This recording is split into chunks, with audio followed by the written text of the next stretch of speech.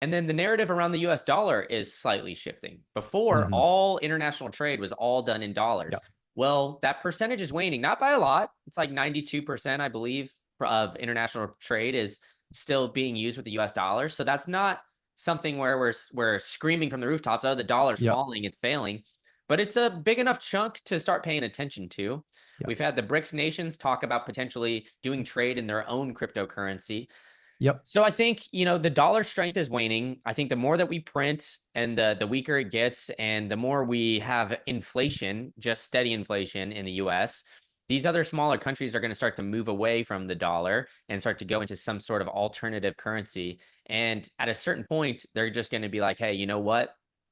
The dollar thing isn't working out. Let's just go to something a little bit easier. And Yep. what's the easiest and most final way of settling?